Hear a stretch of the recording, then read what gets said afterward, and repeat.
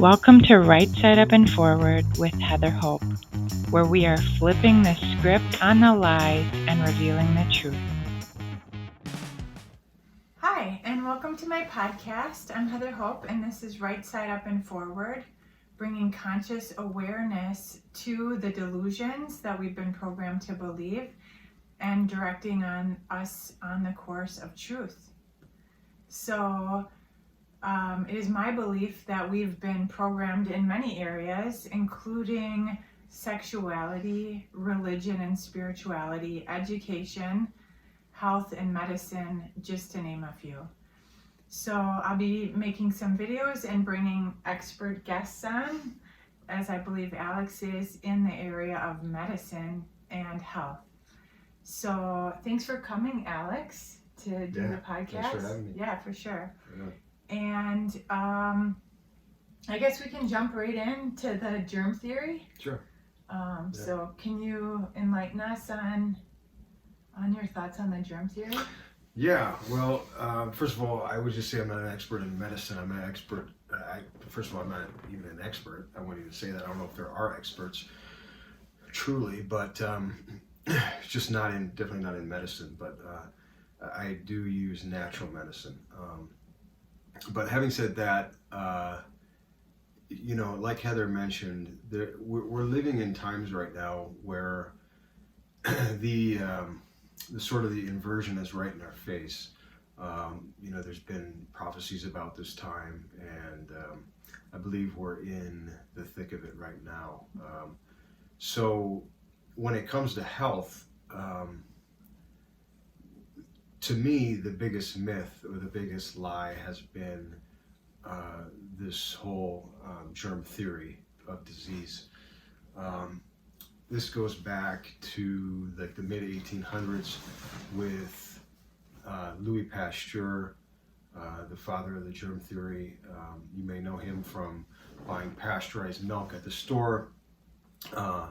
Basically, the idea is that he was claiming the listeria, which is a bacteria, was causing illness when the people would consume the raw milk. And long story short, the only way he was able to, quote, prove this was by spiking the milk with arsenic and mercury. This was discovered in his private journals after he had passed. And by the way, on his deathbed, he actually retracted his entire life's work. He said he was being paid off, and that, and to quote him, he said, "The germ is nothing, the terrain is everything." And so what he meant by that was, he basically meant that he had inverted the truth. And what he meant by that quote is the terrain the germ is not actually causing the disease. It's the environment. It's the environment of the person's body that, when toxic, nature will bring in microbes, in the case of viruses, bacteria, parasites, etc., to assist the body in purging those toxins. So it's completely backward again. And so, can I make sure I clarify? Mm-hmm. And I want to ask too, I guess it comes up for me, why, who would pay him? Mm-hmm. And why? What's the incentive for them to believe? It's the same as it is now. I mean, it was based on, I believe it was mercury treatments they were doing back then, which, mercury is obviously a neurotoxin, but it's an antimicrobial. So they were making a lot of money, and they were keeping people sort of repressed through using toxic medicine, poison. So to me, the same motive is happening today. Right. Yeah. And then, so I'm clear, you're saying that the germs are not the cause of the disease. Correct. It's actually the toxins in the body. Right. And that the germs are seen at the cause of the disease, but they're not the cause themselves. They're seen at the scene of the crime, but they're not the cause. And the real cause is toxins, and they're there to clean up. Is that what you're saying? So the analogy is, you know, so yeah, like Heather's saying, correlation is not necessarily causation, but the actual cause, the analogy is, you can think of microbes as being like firefighters at the scene of a fire. You know, nobody would go to the scene of a fire and say, well, look at all these firefighters are causing this fire. It's, you know, ridiculous. But that's essentially what they were doing. So he was looking through his electron microscope, and he would see these germs at the site of an illness, you know, and whatever just assumed or was told to assume that they were actually causing the illness, but it's actually the opposite. They're assisting. They're our allies. Nature is our ally, not our enemy. Nature. That's the to me that's the fundamental essence of this whole thing. There's this whole health inversion, and in inversion in general, it's been done to have us warring against nature. And if we're at a war with microbes, we're at a war with nature. And if we're at war with nature, we're at a war with ourselves. And our earth. It's all one. Everything that sustains us. Was it Thomas Cohen who had the analogy with the fish tank? Because I know, I don't mean to be reiterating, but I know that I've needed a lot of reminders or different ways to understand this, because there's so much indoctrination around this topic. Wash your hands with soap, antibacterial soap, which is poisonous, right? It's anything like antibiotic, antibacteria. Antibiotic is essentially means anti-life. Means death. Right. So I just like to make more examples to help myself remember and see it and unprogram myself. But I think Thomas Cohen was saying, if you were in Antarctica or whatever, where there's dolphins, I don't know if that's really even where they live, but and there were, I think it was whales is the example. So if all of a sudden whales were getting sick, numerous whales are getting sick, would your tendency be to go and look inside at the genes and the germs inside a whale or multiple whales? Or would you tend to believe that the water was poisoned and that's why all these whales are getting sick?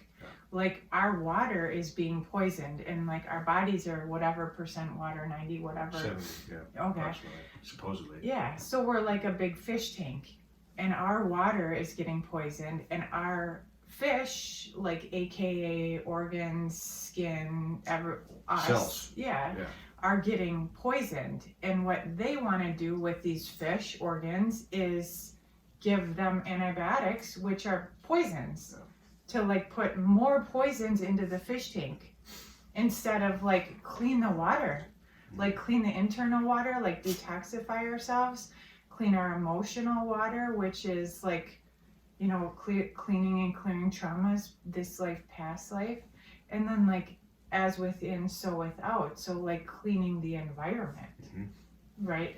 That's what he's meaning by the terrain is everything. Exactly. Right. Cool. So when do you feel the Flexner Act, is that when this started? I mean, to me it's back to witchcraft, but we can start with the Flexner Act. So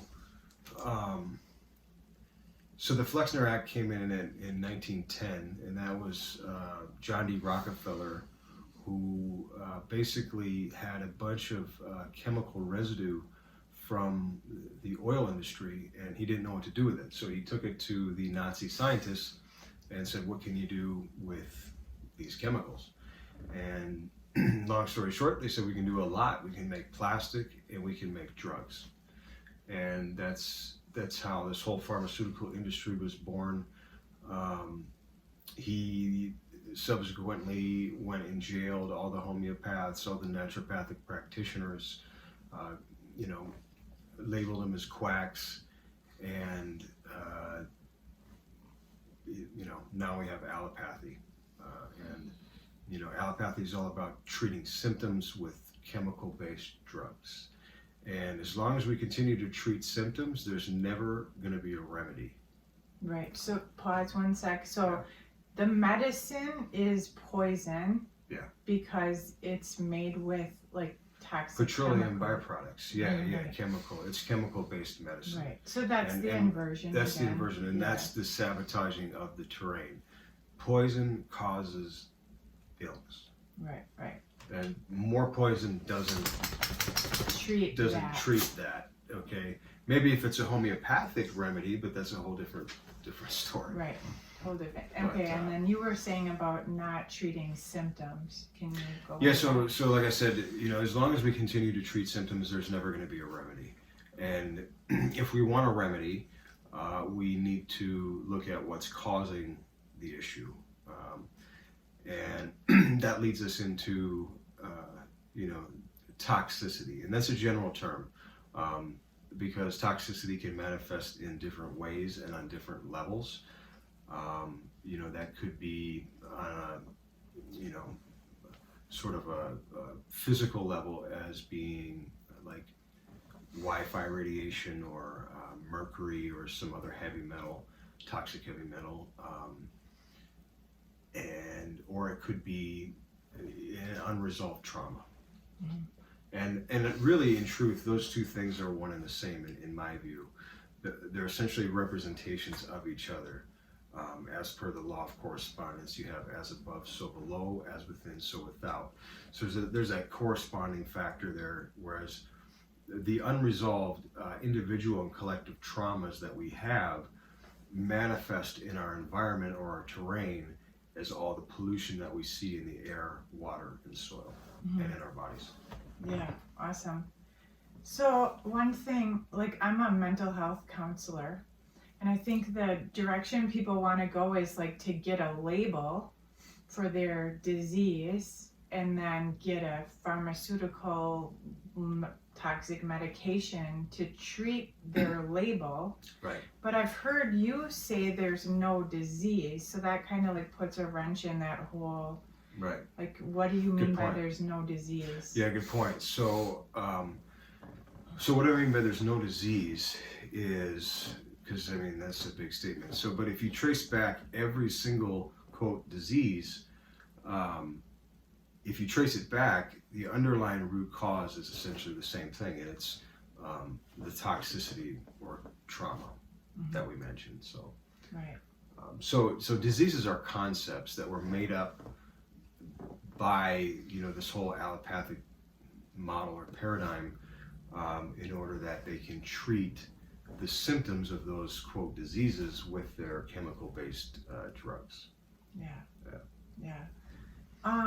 And then I wanted to switch to like holistic health, Mm-hmm. like that topic. I know recently, all of December, I took zeolite. Yeah. And I also worked with you know, energy worker. Mm-hmm. And the combination of the two, just like, I mean, zeolite is basically what I've heard is your protocol for like, and we will do a whole video on zeolite and why it's awesome and how to use it effectively and safely. Yeah. So, my children just came home. Yeah, it's all good. It's all Yeah. good. This is real, right? Right, for I mean, sure.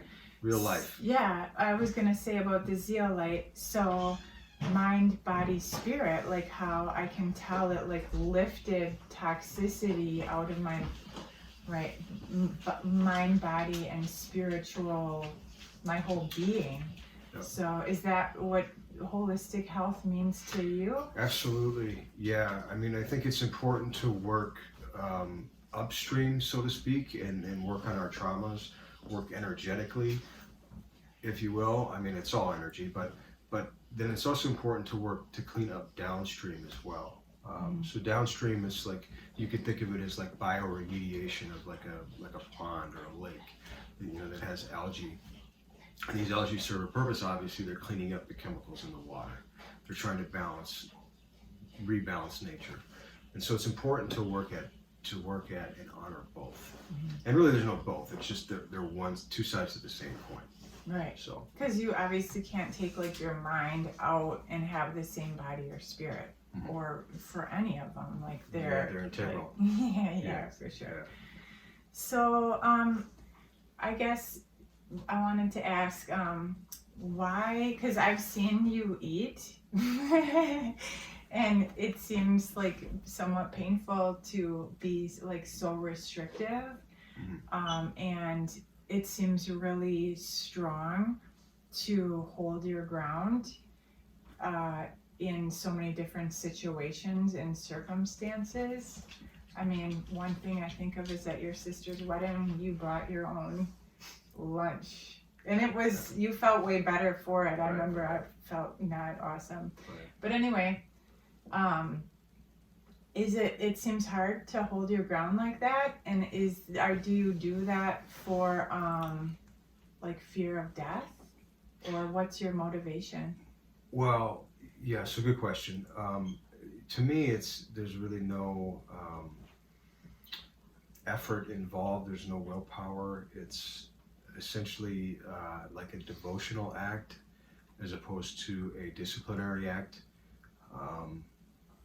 And so to me, that's the difference. That's what makes it easy. And like she said, did you say painful? And to me, it's not painful at all. It's actually, I enjoy it because I feel the best that way. But like I said, it's also a devotional act as a way to honor my creator, the creator, the source of all life. And so that's kind of... That's awesome. It reminds me of the Golden Buddha video that I did of like what healing is acknowledging and honoring the golden Buddha energy, like our true essence, sacred spirit, Christ consciousness, like whatever you want to call that is like our true being.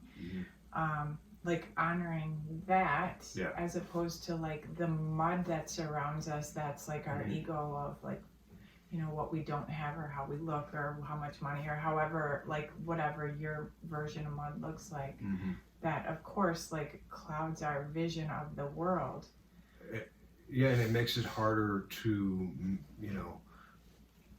eat right or exercise or take care of yourself, because if we're constantly carrying around a sack of traumas and unresolved issues or mud around the Buddha, so to speak, it becomes a lot harder to choose. We're essentially victim to the inertia, if you will, of the past and the programming and the traumas, basically. Right. So. And I've been fortunate enough to hear more of your story, like your history, like you definitely like were carrying your own stuff for a long time. To the max. I mean, I feel like I was as deluded as you could have been. As being like an atheist or an agnostic at best. I always kind of joke and say you can't be any more deluded than that. And so, I know how, because the irony is that God is the only thing that exists. So if you don't believe in God, it's like you can't be any more fooled. Right. So. Right. And you had your own journey with like toxicity. Yeah. Oh yeah. Toxicity, addiction. Right. Yeah. Right. For sure. And is it true to say like your turning point was around sacred plant medicine? Well, I mean, that was a catalyst, but to me, the turning point was a moment of surrender. I think, the crux of it, the essence of it is, up until that point, I hadn't been surrendering. I was trying to do it on my own. I was living unconsciously, for the most part through the ego, and that never ends well. I mean, that usually ends up in a downward spiral. And, I always kind of just joke and say, like, it took a crowbar to the side of the head to wake me up, because,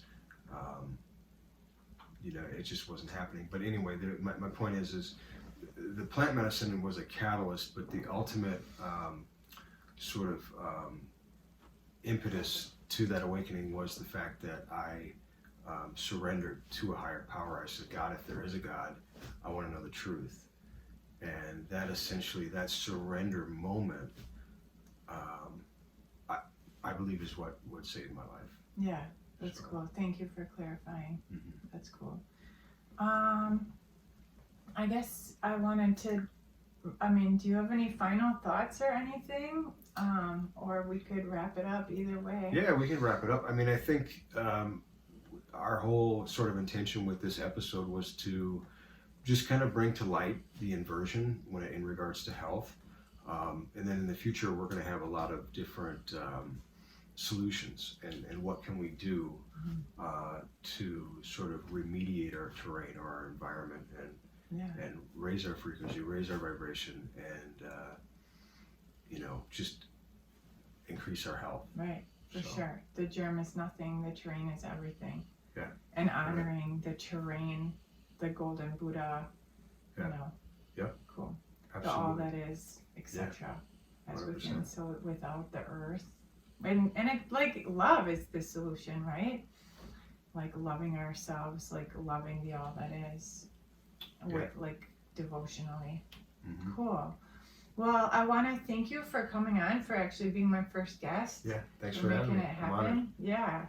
And also thank you for, like, your dedication to living your truth, for being an example of how to do it. Likewise. Because if we can't see somebody, then, like, it's harder to, like, create that path. Yeah. Because and especially with all the programming, like upside down and backwards stuff. So thank you for living right side up and forwards. Shame. Should we do our handshake or? Bust out the handshake. Should we show 'em?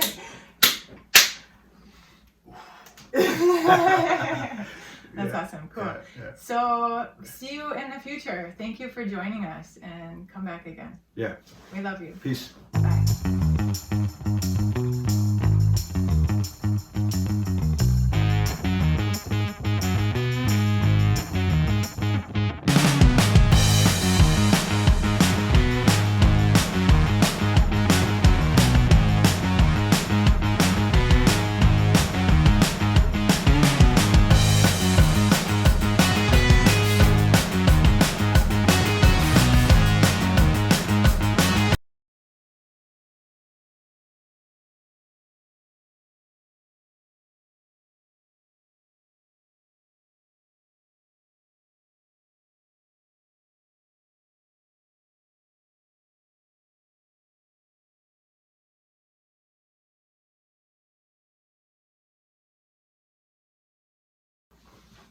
Okay, good.